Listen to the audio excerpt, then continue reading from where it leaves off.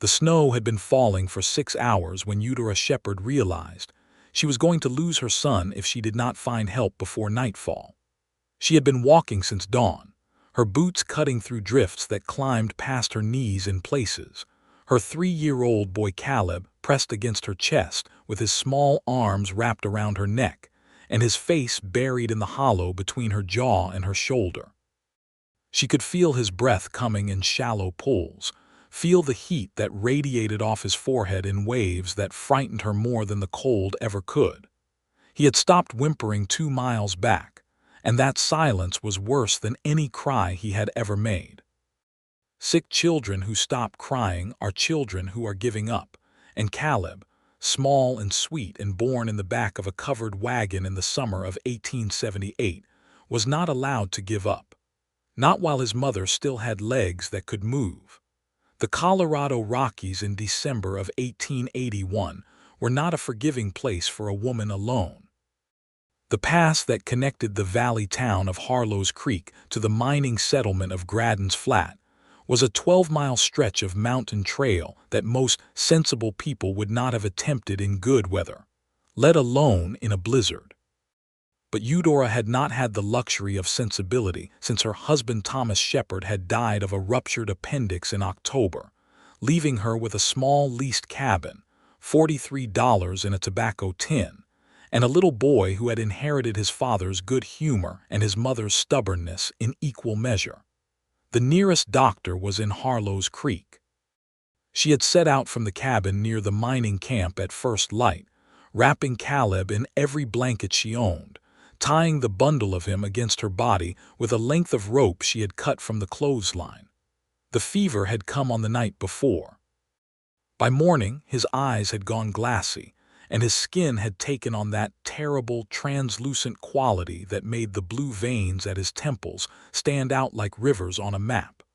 She had known with a certainty that lived in her bones rather than her mind that she could not wait another day. So she had walked. She was 24 years old and lean from a hard autumn of poor harvests and grief, and she was strong in the way that frontier women become strong, not through any romantic notion of pioneer spirit, but through pure necessity. She had split her own wood since Thomas died. She had patched the cabin roof herself after the first October storm. She had learned to shoot a rifle and set a rabbit snare and render tallow, and do 100 other things that no one had taught her growing up in Cincinnati, where her father had been a school teacher and her mother had kept a clean house.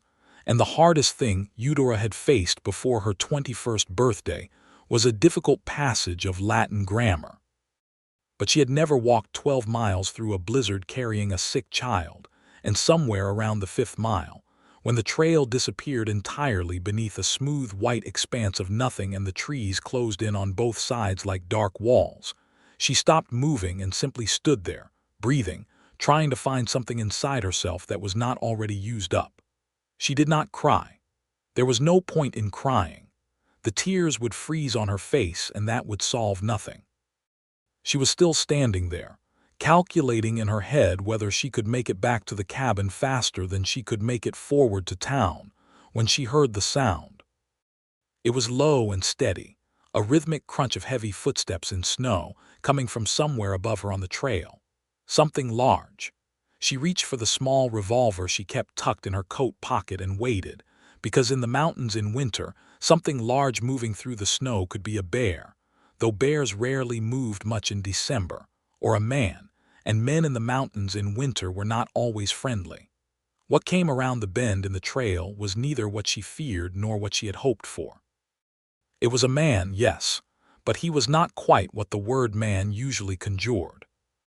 He was enormous, somewhere north of 6 feet by several inches, wearing a coat made of elk hide that had seen considerable weather, and carrying an axe across one shoulder and a brace of dead rabbits across the other.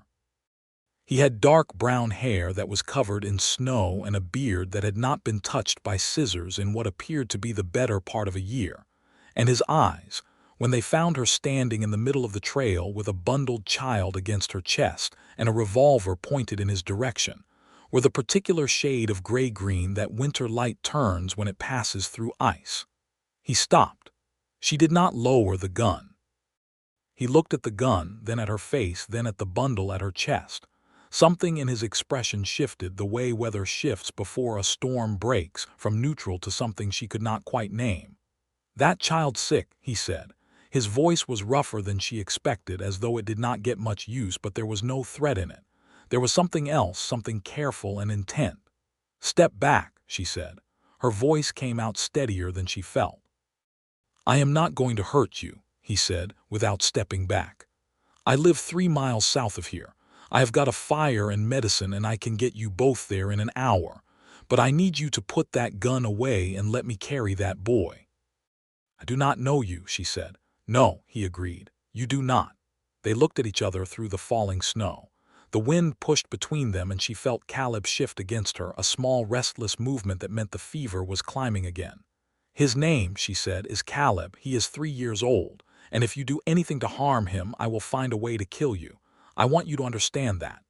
Something moved through the man's face that might, under other circumstances, have been the beginning of a smile. "I understand that," he said. She lowered the gun. He closed the distance between them in 4 long strides, and he took Caleb from her arms with a gentleness that was at complete odds with the size of his hands, those enormous, scarred, weathered hands that had clearly broken things and built things and done hard work in hard country for a long time. He settled the child against his chest, adjusting the blankets with a practiced efficiency that told her he had held children before, and he turned south on the trail. She followed, and that was how it began. The man's name was Dexter Quinn, and she learned it not because he volunteered it, but because, a 1/4 mile down the trail, when the silence had stretched long enough to feel like something she needed to address, she asked. "Dexter Quinn," he said without turning around. "I trap and trade, have been on this mountain for 11 years. "Eudora Shepard," she said to his back. He said nothing to that, but she saw his shoulders adjust slightly, a small acknowledgement. She watched him carry her son, and she did not speak again, because there was nothing to say, and because she was conserving every ounce of energy she had left for the act of walking, and because watching a stranger carry her child through a blizzard was not a thing she had words for yet. It was the most vulnerable she had ever felt in her life, more vulnerable even than the night Thomas died, and she had lain beside his body in the dark waiting for morning, because at least in that grief she had been the one doing the holding. Now she was the one who needed something from a stranger, and she had spent the last 2 months swearing to herself and to the memory of her husband and to the silent cold mountains that she would never need anything from anyone. She needed this. So she walked, and she said nothing, and the snow fell around all 3 of them in a soft and relentless curtain. Dexter Quinn's cabin sat in a shallow, south-facing bowl of land that was half sheltered from the wind by a horseshoe of old pines, and it was the kind of structure that a man builds when he intends to stay in a place and has enough experience to do it properly. It was low and solid, and notched at the corners with the precise care of someone who understood that a poorly built cabin in the Colorado Rockies would kill you just as efficiently as an enemy. There was a small barn attached at the back. She could hear animals moving inside it, and there was a woodpile stacked under an overhang that ran the full length of the south wall, enough wood to last a serious mountain winter. The smoke coming from the chimney was thick and steady, and the sight of it made her chest ache with relief. He pushed the door open with his shoulder and went straight to the hearth, which was wide and built of flat gray stone, and had a fire in it that was doing its job properly. And he knelt and laid Caleb down on the bearskin rug in front of it with the same careful attention he might have given to something made of glass. Eudora came in behind him and pulled the door closed. The warmth hit her like something physical, like a wall she walked into, and for a moment she had to press her hand against the door frame to keep her balance. She had not realized how cold she had become. Dexter stood and crossed to a wooden cabinet along the near wall and opened it with the familiarity of a man who knew exactly what he had and where it was. He took out a tin, opened it, and brought it to her. "Willow bark," he said, "for the fever. Steep it in hot water as strong as you can make it. The pot on the stove has water already hot." She took the tin. Her hands were shaking, she noticed. She had not noticed that before. "There is dry clothing on the peg near the door," he said. "It will be large on you, but it will be warmer than what you are wearing." Then he went back out into the snow without another word, presumably to deal with the rabbits and the axe, and whatever else he had been doing before she appeared in the middle of his trail, pointing a revolver at him. Eudora moved to the fire and knelt beside her son. She pressed her palm to his forehead, and the heat she found there made her jaw tighten. She stripped the wet blankets away and wrapped him instead in the dry ones she found folded near the hearth. Then she went to the stove and made the willow bark tea.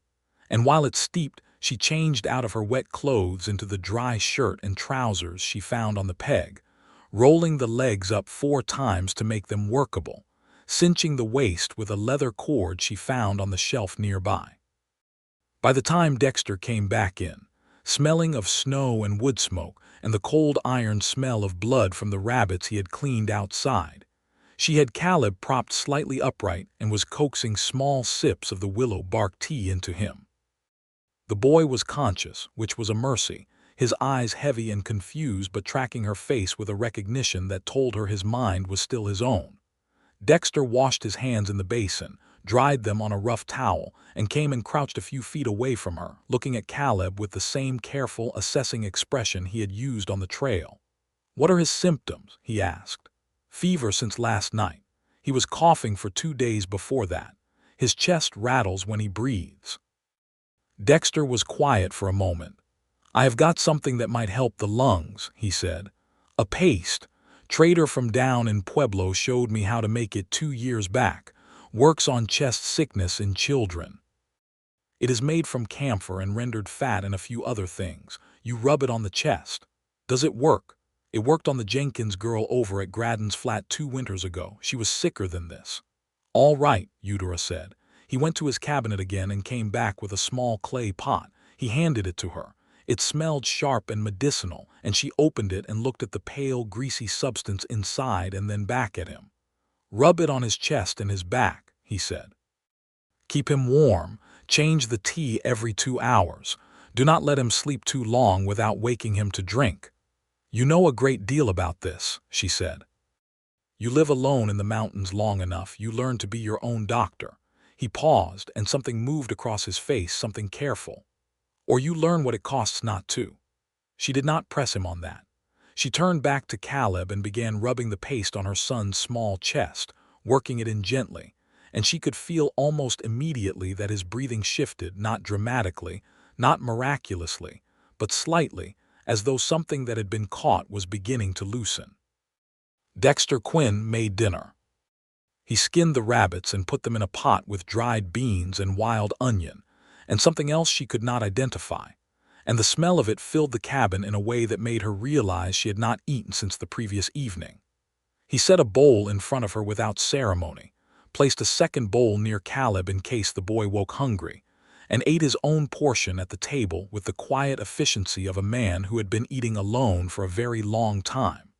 She watched him when he was not looking. He was not a handsome man in any conventional sense. His face was too weathered for that, the skin around his eyes creased deep from years of squinting into mountain light, his nose having been broken at some point and healed slightly off-center. But there was a quality to him that she could not quite find the word for, a solidness, as though he occupied the space he was in more completely than most people managed to.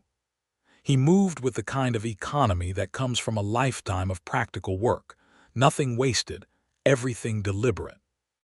She guessed him to be somewhere around 30, perhaps 32, which put him perhaps 7 or 8 years ahead of her own 24, and there was a settled gravity to him that matched the estimate. "The storm will run through tonight," he said, without looking up from his bowl. "Trail will be passable by morning if the temperature drops the way it usually does after a blow like this. I need to get Caleb to a doctor in Harlow's Creek. He needs to rest here first. Moving him tomorrow will be safer than moving him tonight." She wanted to argue. She was, by nature and by the education of the last 2 months, deeply resistant to being told what to do by anyone. But she looked at her son sleeping by the fire and she acknowledged to herself that Dexter Quinn was correct, and that her wanting to argue was pride rather than wisdom. "One night," she said. "One night," he agreed. He went back to his stew, and the fire crackled between them, and outside the blizzard pushed against the walls of the cabin in long, low sweeps of sound like something breathing. She stayed awake most of the night. She sat beside Caleb and woke him every 2 hours for the tea, watched his fever rise and fall in tides, replaced the paste on his chest when it dried, kept the blankets tight around him. Dexter slept on his cot across the room with his back to her, and his breathing was steady and slow, the breathing of a man with a clear conscience and an exhausted body, and she found herself oddly comforted by the sound of it in the dark. At some point in the deep middle of the night, Caleb woke up fully and looked at her with his father's brown eyes and said, "Mama, there is a big man." "I know," she said quietly. "He is a friend." "He carried me," Caleb said with the simple certainty of a child who processes facts rather than implications. "He did," Eudora said. "His hands are very big. Go back to sleep, sweetheart." Caleb looked at the dark shape of Dexter across the room for a moment longer, with the uncomplicated assessment of a 3-year-old, and then he closed his eyes and went back to sleep. By morning the storm had blown itself out exactly as Dexter had predicted, and the world outside was white and silent, and the sky was the sharp cold blue that comes after a Rocky Mountain blizzard, a blue so clear it almost hurt to look at. Eudora stood in the doorway and breathed the cleaned air and felt, cautiously, that things were going to be all right. Caleb's fever had broken sometime before dawn. She had felt it happen the way you feel a season change, not in a single moment but in a gradual shift, the terrible dry heat giving way to a cool dampness, his breathing deepening and slowing to something natural. When he woke in the morning, his eyes were clear. He was weak and pale, but the glassiness was gone, and when he asked for something to eat, she felt something release in her chest that had been clenched tight since the previous morning. Dexter made porridge and they ate it at the table, the 3 of them, Caleb sitting wrapped in blankets, and eating with the focused determination of a child recovering his appetite, and Eudora and Dexter sitting across from each other in the careful, slightly formal way of 2 people who are strangers occupying close quarters and navigating the particular awkwardness of that. "You can stay another day," Dexter said. "He is not strong enough for the trail yet." She had already come to this conclusion herself and had been irritated by it before she could point out that it was the right one. "I appreciate the offer," she said, in the tone she used when she was grateful but also proud about it. He looked at her over his coffee cup. His gray-green eyes had a quality she was beginning to notice, a directness that was not rude but simply honest, as though he saw no reason to look at anything but what he was actually looking at. "You are Thomas Shepard's widow," he said. It was not a question. She went still. "You knew Thomas?" "I traded with the miners at Graddon's flat a few times. He bought a set of beaver pelts from me in September. Good man." Straightforward, he set down his cup. "I heard he passed. I am sorry for your loss." The simple plainness of it, the way he said it without the overstated sympathy she had grown exhausted by, without the long-faced condolences that required her to perform gratitude while she was still too raw to feel anything, landed differently than she expected. It landed like something true. "Thank you," she said. "What is your plan?" he asked. "After the doctor." She appreciated that he said after, not if. "I have $43 and a leased cabin through the spring. I have been taking in mending and laundry from the miners at the camp. I am managing." "Barely," he said, and it was not unkind. It was the same directness she had already identified in him, and she found she could not argue with it because it was accurate. "Barely," she admitted, "but managing." He was quiet for a moment. "There are people in Harlow's Creek who would give you work, decent work, not charity. The hotel there takes a seamstress on through winter. The schoolhouse sometimes needs help when the teacher is sick." She looked at him. "Why are you telling me this?" He considered the question, with a seriousness that told her he took it as seriously as she meant it. "Because you walked through a blizzard carrying a sick child rather than sit still and hope for the best," he said. That kind of person deserves to know what their options are. She did not have an answer for that. She turned back to her porridge. Caleb, who had been listening with the particular attentiveness that small children bring to adult conversations they are not supposed to understand, said, "Mr. Dexter, do you have any horses?" Dexter looked at the boy. Something in his face changed, softened in the way that certain hard faces do when they encounter something small and unguarded. "I have 2 horses," he said, "and a mule. Can I see them? When you are stronger." Caleb considered this, found it acceptable, and went back to his porridge. That afternoon, when the temperature had climbed enough to make the outdoors tolerable, and Caleb was resting by the fire with a picture that Eudora had drawn for him on a piece of brown paper, Dexter took her outside to show her the state of the trail. He stood beside her at the edge of the tree line and pointed south. "It is 3 miles to the main valley road from here," he said. "Once you hit the valley road, it is another 4 miles into Harlow's Creek. The trail is manageable after a storm like this if you take the south-facing slopes. They clear faster. And you know every inch of it," she said. "I should. I have been walking it for 11 years. She looked south along the trail, which wound between the pines in a way that would have been invisible to her but was apparently obvious to him. Then she looked at him, this large, quiet man standing in the snow in his elk-hide coat, and she said something she had not planned to say. "Why are you here? Alone, I mean. 11 years alone in the mountains." He was quiet for a moment, and she thought he was not going to answer. But then he said, "I came out from Ohio in 1870. I was 20 years old, and I had the idea that the West was a place where a man could become something he could not be anywhere else. That turned out to be true, but not in the way I expected it." "What did you expect?" "Adventure, gold, the usual things young men expect." A pause. "What I found was that the mountains were honest. The work was honest. Most things back east were not." She waited because there was clearly more. "I was engaged to a woman in Ohio," he said, with the careful, flat tone of someone who has examined a fact so many times it has lost most of its power to hurt. "She married someone else while I was traveling west. Someone with better prospects, which was not a difficult standard to meet at the time. I decided the mountains suited me better than people did." "And yet here you are," Eudora said, "being extremely useful to a person." The edge of his mouth moved. She was becoming familiar with that movement. It was, she was fairly certain, as close as Dexter Quinn came to a smile in casual conversation. "An exception seemed warranted," he said. She turned back toward the cabin. "I will need to leave tomorrow morning whether Caleb is fully well or not. I cannot impose on you further." "You are not imposing," he said. And the simplicity of it, the complete absence of anything performative about it, made her believe him entirely. They spent the afternoon in a companionable domesticity that surprised her with how natural it felt. She mended a tear in his coat that she noticed while she was hanging it near the fire to dry. Using thread from the small sewing kit she always kept in her coat pocket, working the stitches with the quick, competent movements of a woman who had been mending things since girlhood. He sharpened his traps at the table and oiled them and stacked them in a corner, and Caleb sat between them on the bearskin rug and played with a carved wooden horse he had found on the shelf, a beautiful thing made from a single piece of pine with a detail to the mane that suggested real artistry. "Did you make this?" Eudora asked, holding it up. Dexter looked at it without expression. "Yes. It is beautiful work. A man has to do something in the evenings."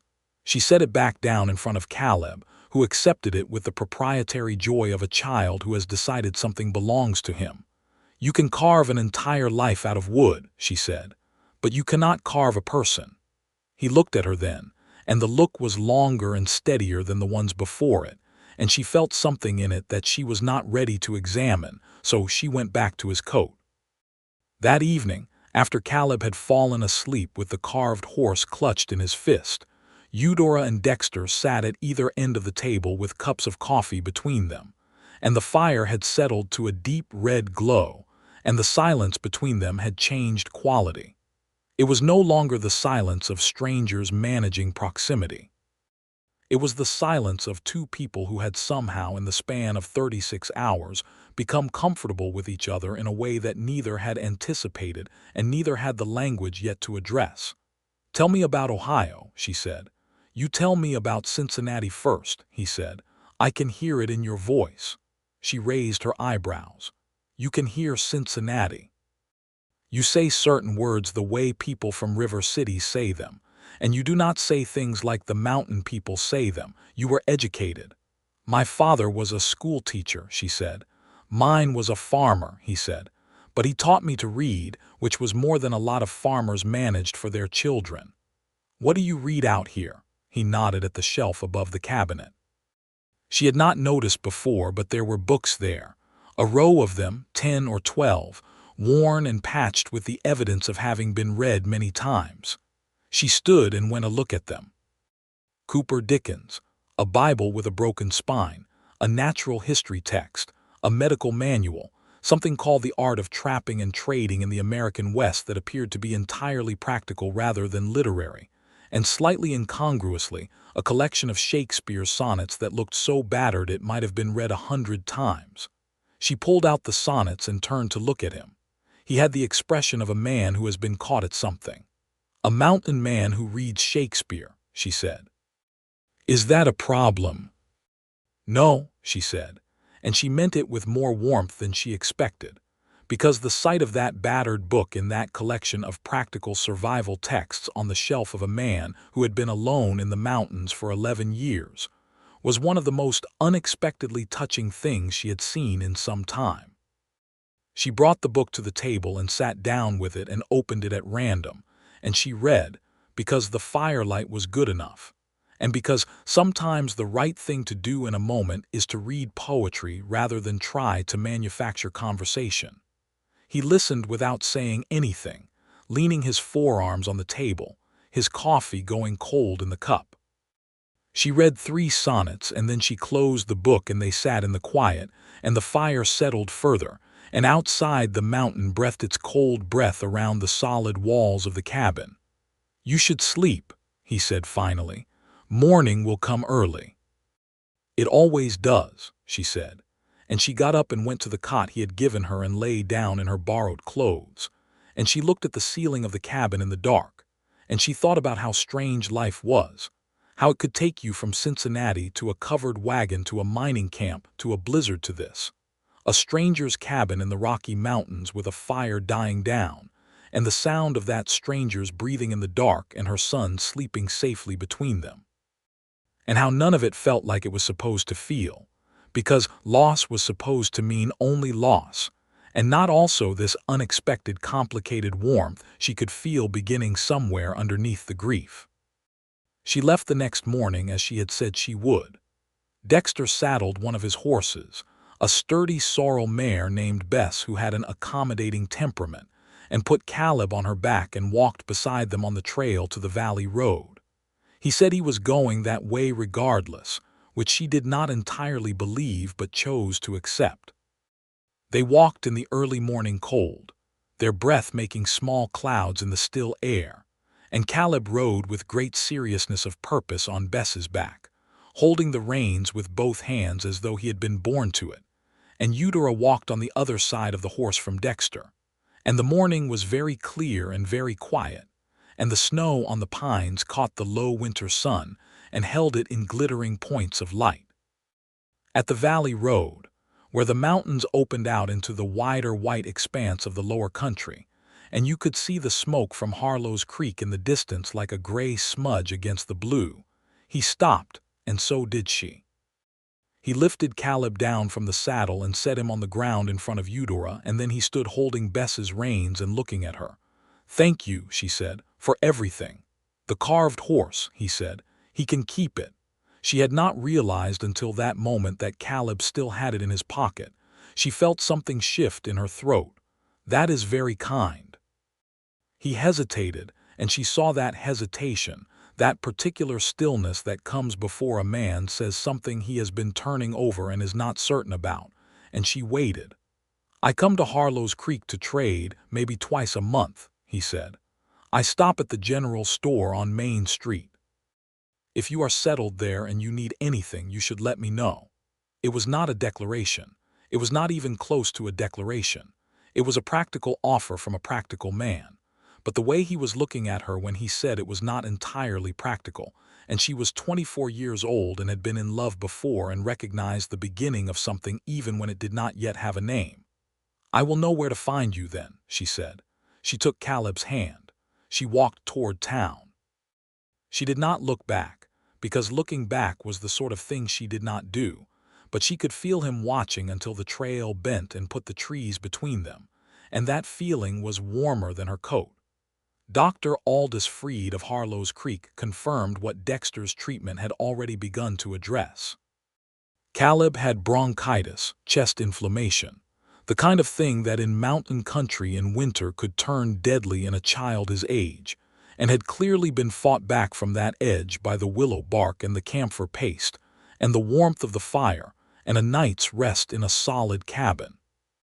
He gave Eudora a bottle of medicine to continue the treatment, told her to keep Caleb quiet for a week, charged her $1.50, and told her she had done well to get him down the mountain when she did. She did not tell him about Dexter Quinn. She did not know how to explain it yet. She found a room at the boarding house run by a woman named Mabel Fitch, who was 60 years old and built like a tree stump, and who rented clean rooms at reasonable rates and asked few questions, which was exactly what Eudora needed. She enrolled herself at the hotel as a seamstress, which the owner, a Mr. Harlan Price, accepted with evident relief because his previous seamstress had left for Denver in November, and he had a collection of curtains and upholstery in need of repair. She settled Caleb in their room at Mrs. Fitch's with his horse carving and his blankets, and she set to work. And within 2 weeks she had a routine that was not comfortable but was functional, which was enough. Harlow's Creek was a proper town by the standards of 1881, which is to say it had a hotel, a saloon, a general store, a church, a school, a livery stable, a blacksmith, a small newspaper called the Creek Courier, and a population of perhaps 400 people, a mix of established families, miners, ranchers, merchants, and the various peripheral figures that accumulate around any settlement in the West. It was a dusty, cold, functional place that was trying to become something permanent, and Eudora, who had spent 2 years in the impermanent transients of the mining camp, found that permanence appealing in ways she had not expected. She thought about Dexter Quinn more than she intended to. She thought about the way he had carried Caleb, the careful, certain way his big hands had adjusted the blankets. She thought about the books on his shelf and the Shakespeare sonnets. She thought about 11 years alone in the mountains and what that must do to a person, and about a woman in Ohio and whether that wound had healed or just quieted. She thought about the carved horse, which Caleb had named Brownie and which slept beside him every night, and the artistry in it, the particular kind of attention that went into making something beautiful when no one was watching. She did not go to the general store with any frequency beyond what her supply needs required, because she had her pride, and she had learned from experience that need was not the same as want, and she was not entirely sure which of those she was feeling. He came to Harlow's Creek on a Thursday in late January, 22 days after she had walked down the mountain from his cabin. She was at the hotel, working on a set of curtains in the back room that Mr. Price had given her as a workspace, when she heard his voice from the front of the building. He was speaking to the hotel clerk about something ordinary, a question about road conditions further south, and she could tell from the desk clerk's tone that he found Dexter Quinn slightly intimidating, which she recognized as a reasonable response. She put down her work and went to the door of the back room and stood there. He was standing at the front desk with his back to her, in the elk-hide coat and his worn boots, and the hat he had not been wearing when she first met him, a dark gray felt hat that had been through weather. He was larger indoors than he seemed outdoors, which was saying something. He turned because she had made some small sound, and when he saw her something changed in his face in a way that he did not quite manage to contain, a brief unguarded opening that he closed again almost immediately. "Mrs. Shepard," he said. "Mr. Quinn," she said. The desk clerk looked between them with barely concealed interest. "I stopped at the general store," Dexter said. "They mentioned you were working here." "Small towns," she said. "Yes," he held her gaze. "How is the boy?" "Fully recovered." Running the boarding house proprietress mildly ragged, she paused. "He asks about the horses almost daily." "Bess would not mind a visit," he said. They stood in the lobby of the hotel looking at each other while the desk clerk pretended to organize papers, and the fire in the lobby hearth popped once and settled. "I was going to take dinner at the hotel tonight," Dexter said, with the careful precision of a man who is not accustomed to asking for things. "If you are not otherwise engaged, I would welcome the company." She looked at him for a long moment. He looked back at her without artifice, without pretense, just that direct gray-green gaze that she had come to understand was simply how he was. "I finish work at 6, she said. "I will be here at 6, he said. He had dinner with her, and it was, as the desk clerk apparently told half of Harlow's Creek the following morning, the longest dinner ever consumed in the hotel dining room, because neither of them seemed inclined to end it. They talked about Ohio and Cincinnati and the West, and the mountains and books and medicine, and the economics of trapping and the cost of thread, and the particular stubbornness required to survive the first winter alone after a loss. They talked about Caleb, who was staying that evening at the boarding house under Mrs. Fitch's eye, and they talked about Thomas, and she was grateful for the matter-of-fact respect with which Dexter spoke of her dead husband, as though Thomas Shepard had been a real person rather than an obstacle or a sentiment. At the end of the evening, standing on the wooden sidewalk in front of the hotel in the cold night air with their breath rising in small clouds, Dexter said, "I will be back in 2 weeks. "I know where the general store is," she said, which was not a declaration either, but it was something. He touched the brim of his hat, and he went to the livery stable where he had left his horses, and she watched him go and felt the cold and felt the dark, and felt something else underneath both that she was done arguing with herself about. February turned and the cold deepened, and he came back in 2 weeks as he had said, and they had dinner again, and walked after along the main street with Caleb between them, the boy's hand in his mother's on one side, and after about 5 minutes, in Dexter's enormous hand on the other side, with the completely unself-conscious confidence of a child who has decided something and sees no reason to be cautious about it. Dexter looked down at the small hand in his, and he looked at Eudora over Caleb's head, and she looked back at him, and neither of them said anything, because neither of them needed to. Caleb found a frozen puddle to jump on and liberated his hands from both of them in pursuit of it, and Dexter and Eudora stood side by side on the wooden sidewalk watching him, and their shoulders were very close, and she could feel the warmth of him even through 2 layers of coat. "He is a good boy," Dexter said. "He is the best thing that ever happened to me," she said simply. "The only thing I am sure of when everything else is uncertain." Dexter was quiet, and then he said, "What are you uncertain about?" She turned to look at him, and he was looking at her, and the directness that she had come to know so well was there, but there was something else with it now, something that was not casual. "A great many things," she said, "though fewer than there used to be." He was quiet for a moment more. "I have been alone for a long time," he said. 11 years is a long time to be alone. I got used to it. I thought I preferred it.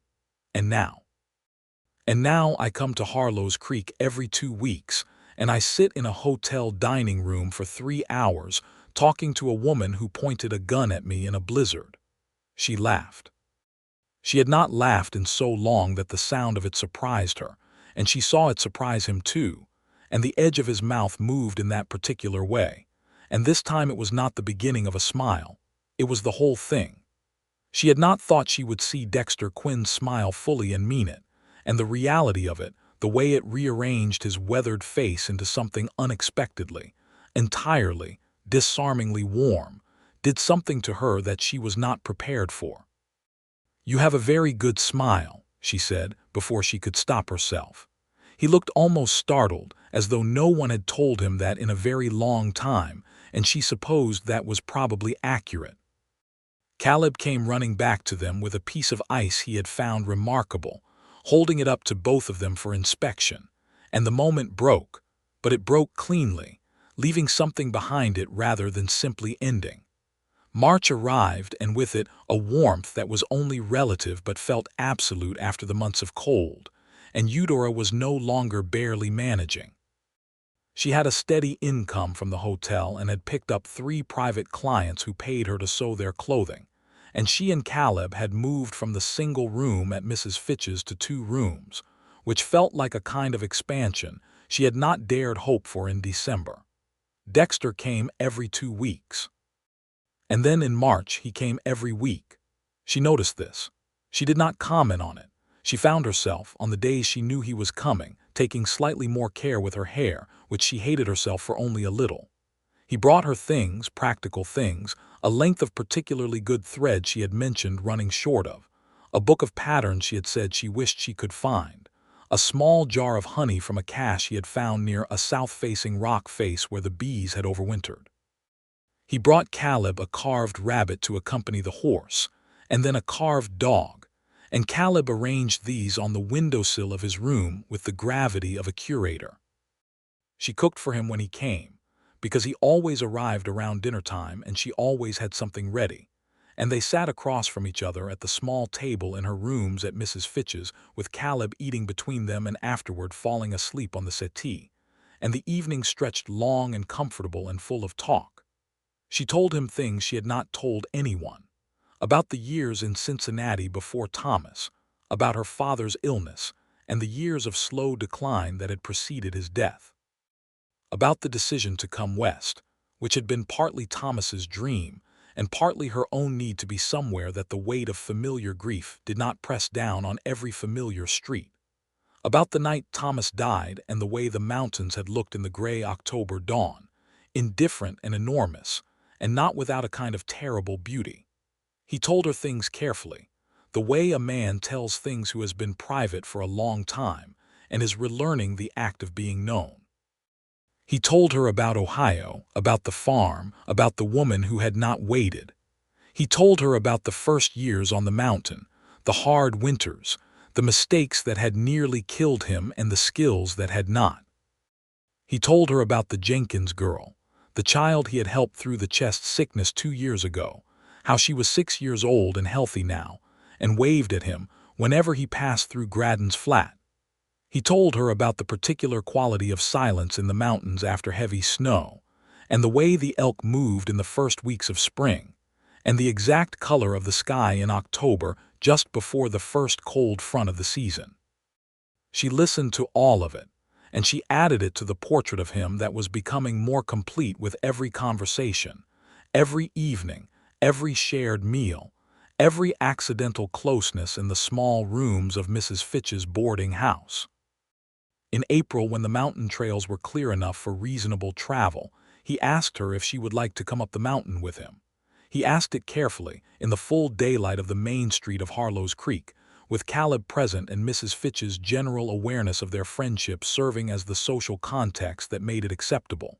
To see the spring, he said. The mountain in spring is different from anything else.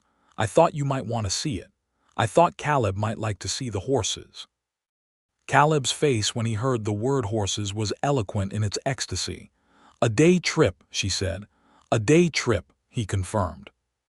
They went on a Saturday in late April when the sky was the deep blue of late spring, and the snow on the lower trails had pulled back to reveal the pale gold grass beneath, and the first tiny flowers were pushing through the earth at the south-facing edges of every clearing.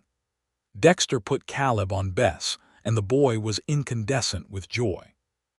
Eudora rode the second horse, a dark bay gelding named Marshall who had a calm, dignified temperament, and Dexter walked between them as easily as if he had been doing it all his life. The mountain was extraordinary. She had moved through it in December in desperation and snow and fear, and now in April it was something else entirely, something alive and impossibly detailed, the birdsong coming from all directions, the creeks running fast and clear with snowmelt, the aspen groves on the south slopes in early leaf, the pale green of new leaves against white bark making a pattern that was so beautiful it seemed almost too deliberate for nature. "You live in the most beautiful place I have ever seen," she said.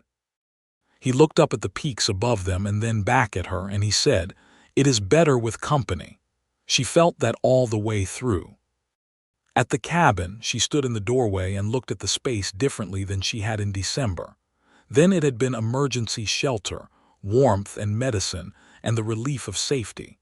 Now she saw it as a home, small and practical and built with care, every element of it considered and placed properly.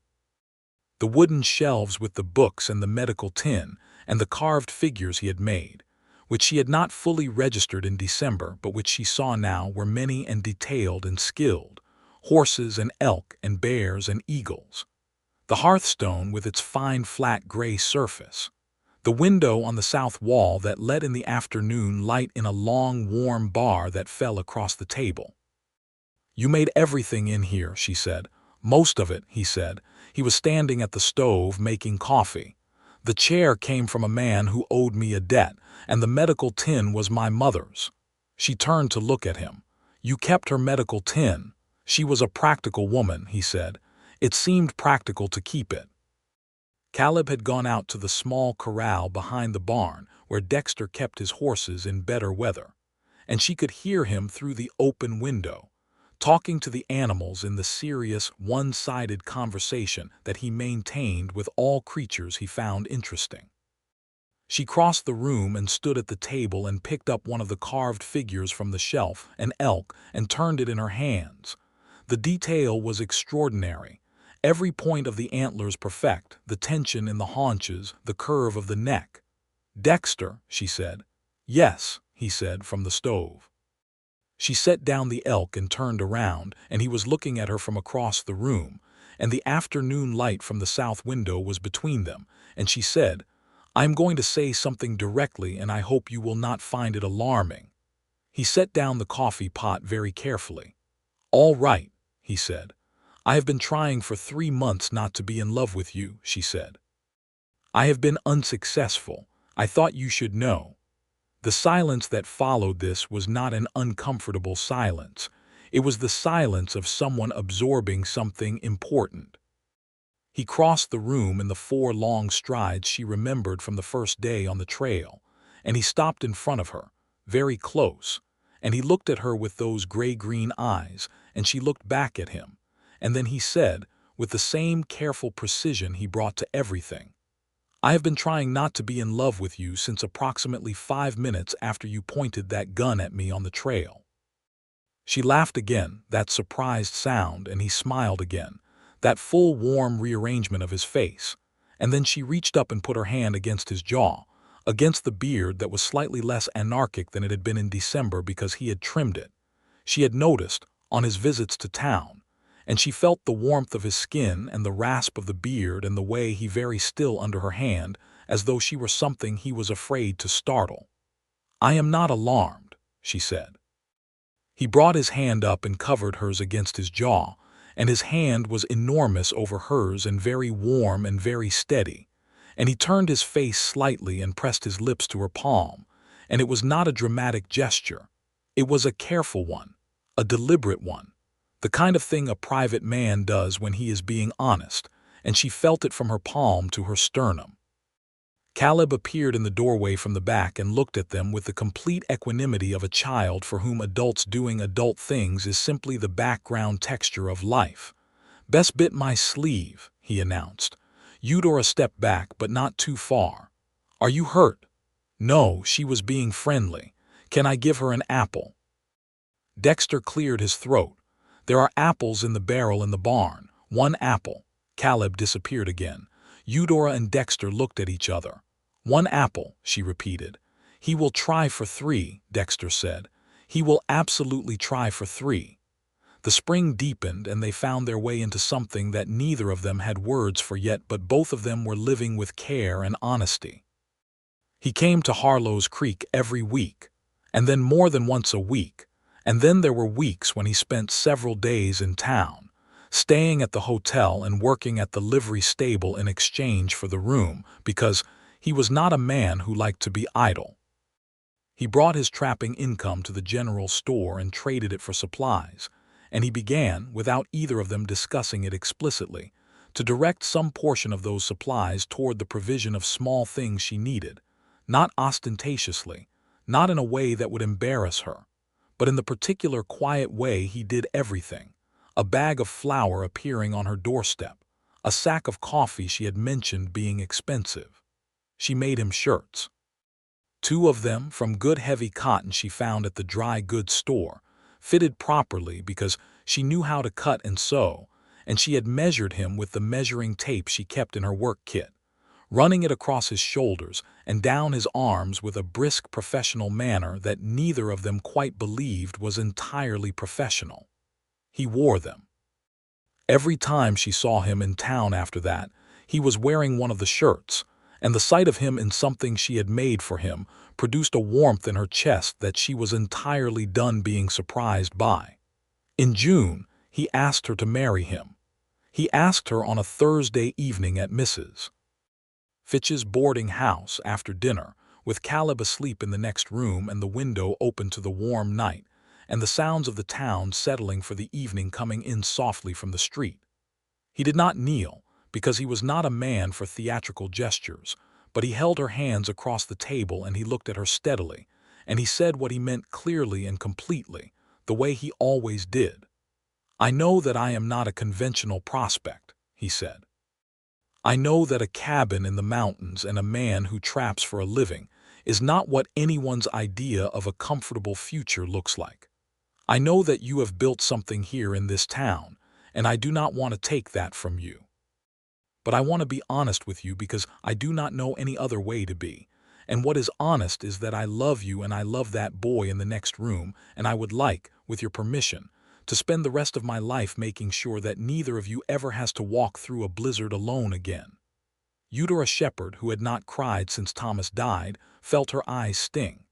"You talked about conventional prospects," she said when she could. "Yes," he said. "I left conventional behind in Cincinnati when I was 21, she said. "I find I do not miss it." He looked at her. "Yes," she said. "The answer is yes." He closed his hands around hers and held them, and she leaned across the small table and kissed him, and it was the first time she had kissed anyone since Thomas, and it was both different and right in all the ways that mattered. They were married in August of 1882 at the church in Harlow's Creek, in a ceremony that was small and sensible and conducted by the Reverend Micah Bowles, who was a practical man with a gift for ceremonies that were neither sentimental nor perfunctory. Caleb stood between them and held both their hands during the vows, which was not traditional but which no one present saw fit to object to, because Caleb Shepard at the age of 3.5 had a gravity about him that commanded a certain respect. Mrs. Fitch cried, in the determined silent way of a woman who considers public crying undignified, but is not entirely in control of the outcome. The hotel owner, Mr. Price, shook Dexter's hand and told him he was getting the best seamstress in the Colorado mountains, which was both a compliment and a territorial assertion that Dexter received with good humor. Dr. Freed was there, because Eudora had liked him since that first visit, and he brought a bottle of good whiskey which he said was for medicinal purposes. After the wedding, instead of the hotel or the boarding house, they went home. Home was the cabin. She had spent 2 days up there in May with Caleb, while Dexter built a second room onto the east side, not large but enough, a proper bedroom separate from the main room, with a window that faced east and caught the morning light. He had built a proper bedstead from white pine, and she had made curtains for the window from a piece of blue cotton she had found at the dry goods store in Harlow's Creek, and Caleb had contributed a drawing on brown paper that he had made and insisted should be hung on the wall, which it was. She stood in the door of the new room on their wedding night and looked at it, the lamplight warm on the white pine of the bed and the blue cotton curtains moving slightly in the August breeze, and she felt something large and quiet inside her, not happiness exactly, not yet, but the foundation of it, the ground beneath it, solid enough to build on. "Is it all right?" Dexter asked from behind her. She turned around and he was filling the doorway in his good shirt, the one she had made him, and his clean-shaved face. He had shaved the beard down to something considerably more manageable for the occasion, and his gray-green eyes watching her with the care he always brought to everything. "It is more than all right," she said. She reached for his hand, which was warm and solid and steady, and she pulled him into the room. Summer passed and autumn came, and the mountains turned gold and red and burnt orange, and she understood now what he had meant about October, the quality of the sky before the first cold front, the heartbreaking clarity of the air. She had taken on fewer clients in Harlow's Creek and more in Graddon's Flat, which was easier to reach from the cabin, and where the mining families had more need of a seamstress than the established households in town. Dexter taught her to ride properly, not the modest side-saddle riding she had managed before, but the full practical riding of a mountain woman, and she proved to have a natural seat, and Marshall had always liked her, and together they were a confident pair on the mountain trails. Caleb at 4 was a person of considerable distinction and opinion.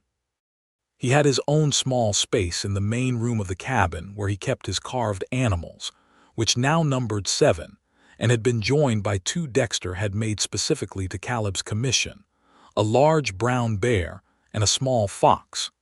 He had been taught to read by his mother and was making rapid progress, and he had been taught to identify every tree on the mountain by Dexter, which he considered an equal and complementary education. He called Dexter by his first name, having resisted Papa, with the gentle firmness of a child who was making his own terms about things, and Dexter had accepted this with complete equanimity, and between them there had grown an understanding that was not exactly that of a father and son in any conventional sense, but was warm and real, and full of the particular trust that comes from consistent kindness over time. Dexter Quinn was, Eudora reflected on many evenings while she watched him and Caleb sit at the table with a piece of pine and a knife, working on some new creature that Caleb had requested, the most consistently kind person she had ever known. Not kind in an effusive way, not kind in a way that called attention to itself, but kind in the deepest and most functional sense, the kind that showed up in how you treated people when you thought no one was measuring. She told him this once, on a winter evening with the fire going and Caleb asleep, and the snow falling again outside, a soft, regular snow this time, none of the violence of the blizzard that had started it all. He looked at her sideways over his coffee cup. "You are becoming dangerous," he said. "How so?" "When you say things like that, it is very difficult to concentrate on anything practical." She laughed, and he smiled, and she went and sat next to him on the bench he had moved closer to the fire for winter, and his arm came around her shoulders naturally, and she leaned against the solid warmth of him and watched the fire and thought about how December of 1881 had felt like an end and turned out to be a beginning. In February of 1883, she told him she was expecting a child. She had waited to be sure, and then she had chosen a quiet moment, a Sunday morning after Caleb had gone out to see to the horses, which had become his responsibility and which he discharged with immense seriousness. She had sat down across from Dexter at the breakfast table and said, with the directness that was now as natural to her as it had always been to him, "I'm going to have a baby in September." He was very still. "Dexter," she said. He looked up, and his face, that weathered private face that she had spent the better part of a year learning to read, was open in a way she had only seen a handful of times, and what was on it was something uncontained and bright and entirely without self-consciousness. "September," he said. "Around the middle of September, I think." He reached across the table and put his hand over hers, and she turned her hand over under his and held it, and there was nothing else that needed saying. Caleb came back in from the barn and found them sitting at the table holding hands and looking at each other, and he stood in the doorway and assessed this for a moment. "What happened?" he asked. "You are going to have a brother or sister," Eudora said. Caleb thought about this. "When?" "September. Another pause. Can it be a brother? We do not get to choose, Eudora said. Caleb looked at Dexter, apparently for a second opinion. Dexter said, that is correct. We do not get to choose. All right, Caleb said, and went to find his carved animals, apparently filing the information under acceptable though imperfect outcomes. Spring and summer were good. Eudora worked less and rested more at Dexter's careful insistence, though she continued to take on the simpler sewing work because sitting still entirely was not in her nature, and they both knew it.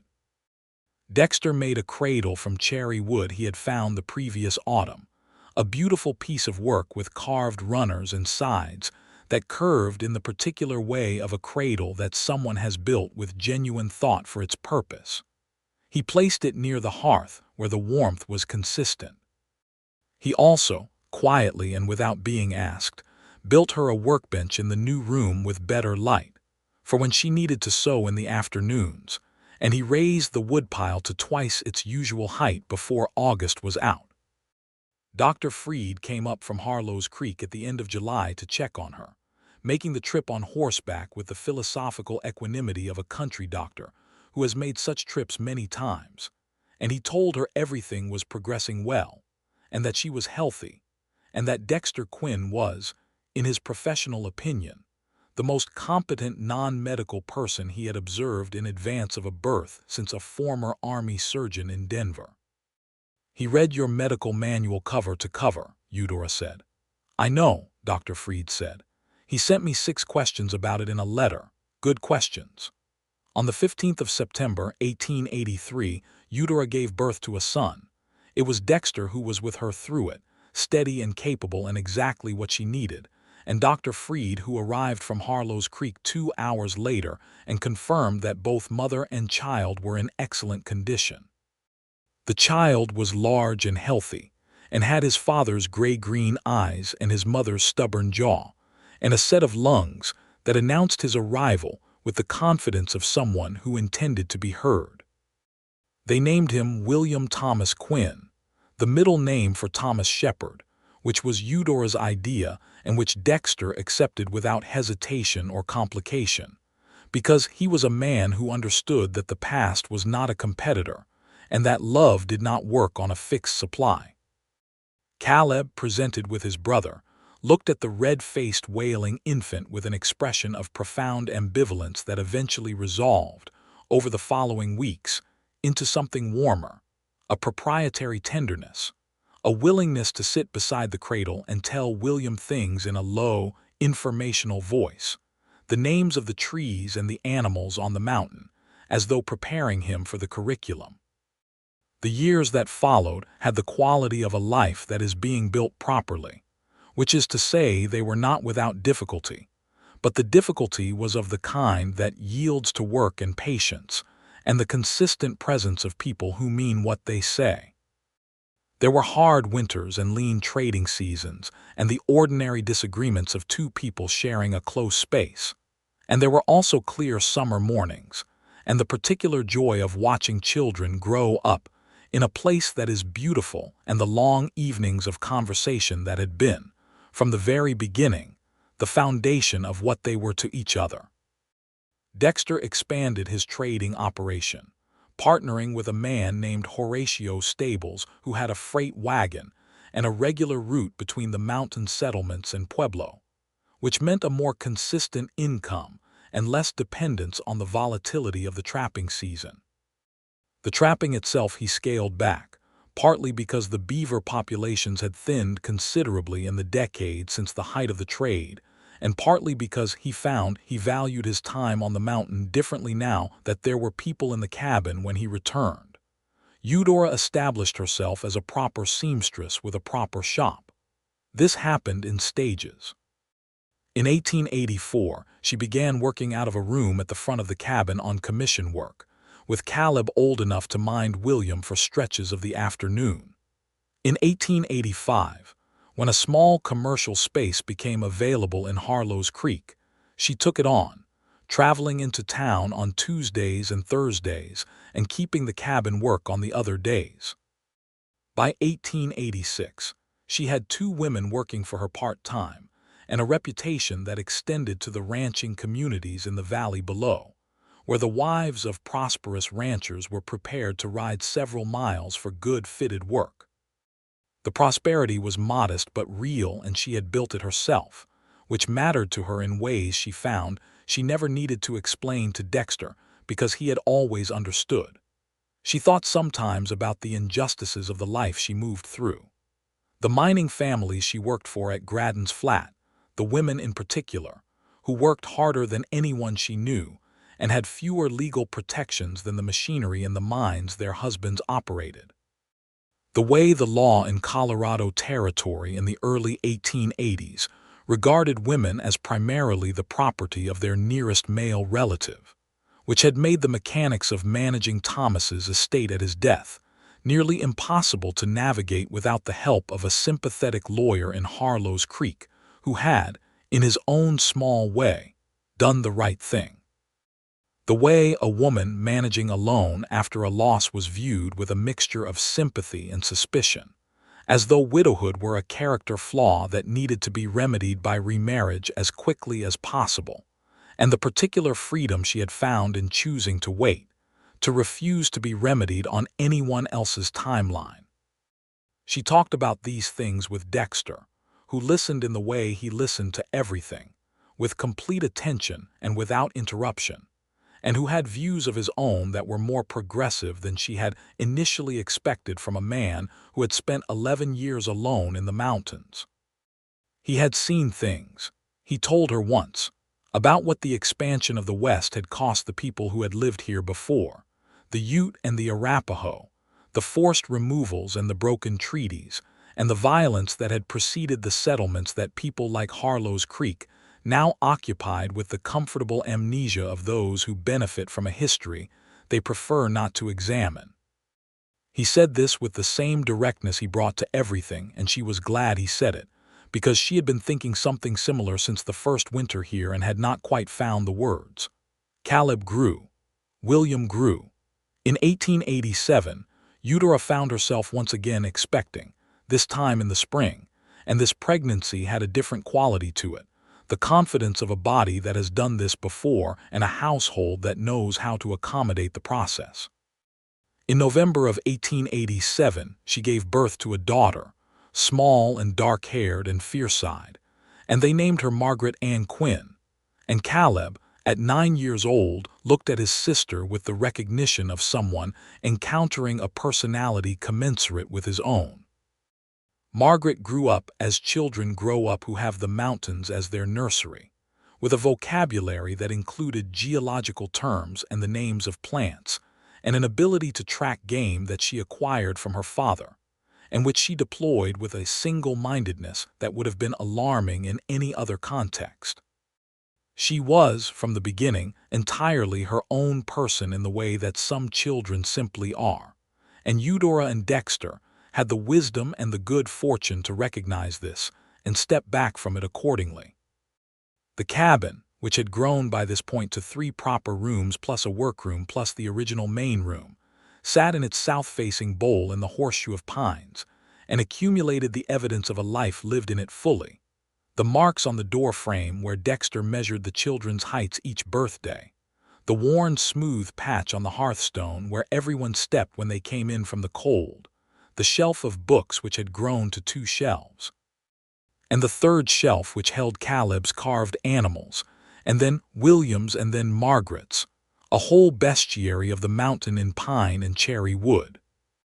On the Christmas of 1888, the family was gathered in the main room, all 5 of them, Caleb now 10 with the serious mien of a boy who had decided to be competent at everything, William 5, and currently engaged in trying to get the cat they had acquired in the autumn to tolerate a garland of pine needles, and Margaret at 1 year old in Eudora's lap, chewing thoughtfully on a wooden button.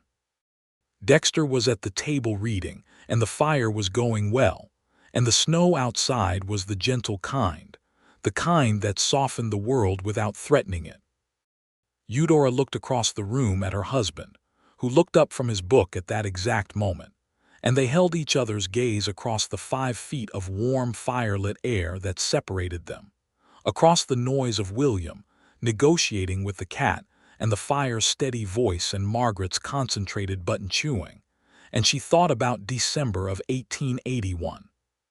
About the trail in the blizzard, and the weight of Caleb against her chest, and the desperate calculation of miles, and the moment she had heard heavy footsteps in the snow above her on the trail. She thought about the way he had taken her son from her arms without ceremony and carried him, those 3 miles through the snow, and the way she had walked beside him and said nothing because there was nothing yet to say, because they were strangers, because everything that was going to happen between them was still ahead of them, sealed up in the future like the way spring is sealed inside winter. Dexter put a marker in his book and looked at her with that direct, steady gaze. "What are you thinking about?" he asked. "The first day," she said. He was quiet a moment. "The gun," he said. "The moment before the gun," she said. "When I heard you coming through the snow, I was terrified." "I know," he said. "And then I was not," she said. He looked at her for a long moment, and then he stood up from his chair and crossed the room and crouched down beside the settee where she was sitting with Margaret in her lap, and he put his hand on her face in the way he had done 100 times now but which she had never stopped feeling entirely, his big weathered hand against her jaw. "I was not either," he said. "After about 10 seconds. What were you before that?" "Concerned," he said, "about the gun." She laughed, and Margaret, startled, made a sound of reproach and then went back to the button, and William looked over from the cat negotiation to assess the situation, and apparently found it non-threatening because he went back to the cat. Caleb, who had been drawing at the other end of the table, looked up at them. At 10 years old, Caleb Shepard Quinn, as he had named himself in his own mind if not on any legal document, had developed a quality that Eudora could only describe as observational wisdom, the ability to see what was actually happening rather than what was supposed to be happening, and what he saw now made him put his pencil down and study his mother and the man who had carried him through the snow when he was 3 years old. "You are not going to get sad, are you?" he asked. "Because it is Christmas." "I am not getting sad," Eudora said. "I am getting the opposite of sad." Caleb considered this. "Good," he said, and picked up his pencil. Dexter sat down beside her on the settee, his arm along the back of it behind her, and they watched their children in the firelight, the ordinary, extraordinary scene of a winter evening in a home that had been built from unlikely materials, emergency and grief and a blizzard and a direct question, and 2 people who had been honest with each other from the beginning and had not stopped. The winter of 1888 passed and spring came again, as it always did, releasing the mountain from its white suspension and returning it to color and movement and the specific beauty that Dexter had tried to describe to her that morning on the trail, and that she now understood completely, had understood it since the first April they had ridden up together, and she had seen the aspen in early leaf against the white bark. Caleb turned 11 in the spring of 1889 and began, with a seriousness that was entirely in character, apprenticing himself to the blacksmith in Harlow's Creek on the days he went to school there, staying after to watch and help and learn in the way that children learn practical things, by being present and paying attention. The blacksmith, a gruff and enormous man named Pendleton who had the hands of someone who had been working metal since childhood, told Dexter in May of that year that Caleb had more instinct for the work than any apprentice he had taken on in 15 years. Dexter told Eudora this at dinner, and she received it with the mixture of pride and recognition that is the particular texture of parenting a child who is becoming fully themselves. "He has always known what he was interested in," she said. "Even at 3 years old he was like that." "What was he interested in at 3 years old?" "Horses," she said. "And you?" Dexter was quiet for a moment. Then he said, "I am glad he was." "So am I," she said. "He has excellent taste." She had a way of saying things like this, simple things, with a clarity that landed with more weight than elaborate sentiment would have. And he had, over the years, learned to simply receive them rather than deflect them, which was something she was proud of him for, because it had not come naturally to a man who had spent 11 years building walls of self-sufficiency against the possibility of needing anything.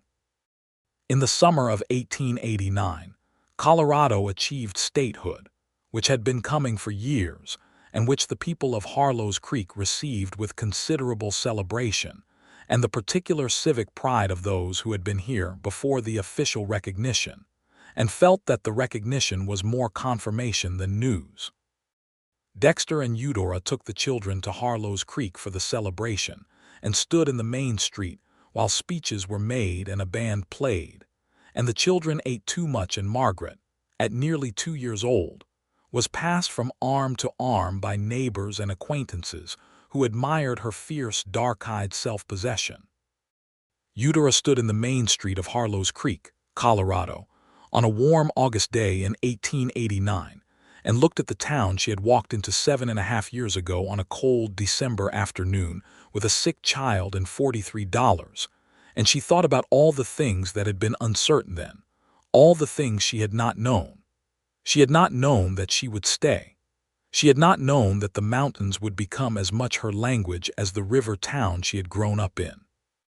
She had not known that she would build a business that employed 3 women and had a reputation across 2 counties.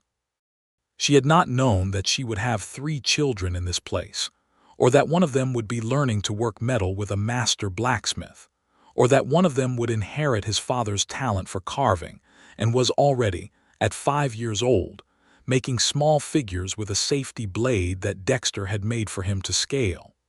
She had not known Dexter Quinn was in the world. He came to stand beside her, holding Margaret against his shoulder because the child had decided to be tired at precisely the least convenient moment, and he followed her gaze out over the crowd in the main street and then looked at her face.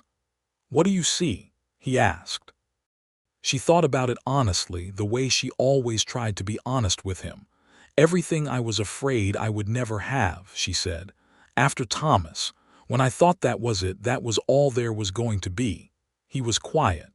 "And everything I did not know to want," she continued, "which turned out to be the better part of it." He put his free hand on the small of her back, and Margaret reached down from his shoulder and patted Eudora's hair with the affectionate, imperious gesture she had been using since she could reach things. And Caleb appeared through the crowd with William in tow, both of them with faces sticky from something sweet, demanding to know when the fireworks were happening. The fireworks happened at dusk, and they watched them from the back of the wagon Dexter had driven into town, lying on their backs in the wagon bed with the children between them and above them, the Colorado sky going from blue to purple to black, and then fracturing into light in bursts of red and gold and white, and the sound of it rolling off the mountains, and Caleb saying the names of the colors in a low, satisfied voice, and William silent with his mouth open, and Margaret asleep across Eudora's chest. Having decided that the celebration was excellent, but that her own schedule superseded it. Dexter's hand found hers in the dark between them, between the sleeping Margaret and the watching boys, and she held it, and the sky kept breaking open above them in fire and color, and the mountains stood around everything in their permanent, patient, extraordinary dark. That night, after the children were in their beds, after the long drive home through the summer dark with the mountains black against the star-filled sky and Caleb eventually asleep against Dexter's arm on the wagon seat, and William asleep in the wagon bed with Margaret, after the careful carrying of sleeping children to their beds, the cabin was quiet. Eudora sat on the edge of the bed in the east room with the window open to the warm night and listened to the mountain. Dexter came in and sat beside her, and they were quiet together for a while, listening to the same thing. "Do you ever think about Ohio?" she asked. "Sometimes," he said, "less than I used to." "Do you miss it?" He considered this with his usual seriousness. "I miss certain things," he said. "My mother, the way the land looked in June, the particular green of it.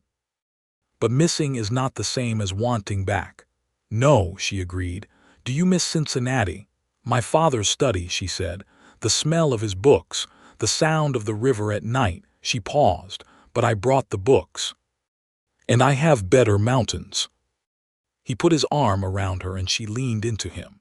And outside the mountain breathed in the summer night, and the stars turned slowly in their courses, as they always had, as they would continue to do long after the cabin and the town and all of them were gone into the particular permanence of the past.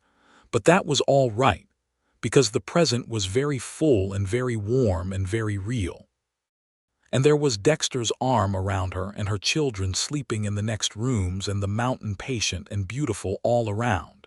And she was, in every way that mattered, exactly where she was supposed to be.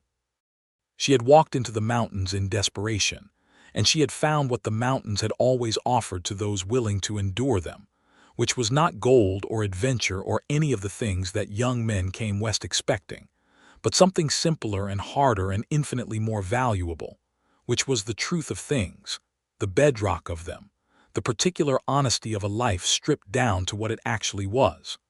A woman and a man and children and a cabin in the mountains. A fire in the hearth and books on the shelf and carved animals in a row on the windowsill. Work that meant something and days that cost something and evenings that gave it back. And once, 7 years ago now, a blizzard. And a trail. And a man with gray-green eyes and enormous hands who had come around a bend in the snow and taken her son from her arms without ceremony and carried him 3 miles through the cold while she walked beside him. While she walked beside him and said nothing, because there was nothing yet to say, because all of it was still ahead of them, everything that was going to be true. It was all true now, and she held it without surprise, with the simple gratitude of someone who had survived what needed surviving to arrive at the thing that was worth surviving for. Dexter Quinn, who had been quiet beside her the way he was always eventually quiet, with the settled peace of a man who had found what he had not known he was looking for, pressed his lips to her temple, and she felt the warmth of it from her temple to the center of her, and the mountain held them in its dark and patient arms, and above the horseshoe of old pines the stars went on being stars. Reliable and brilliant and entirely indifferent to everything below them, except in the way that enormity is always, in spite of itself, a kind of witness. It was enough. It was more than enough. It was everything.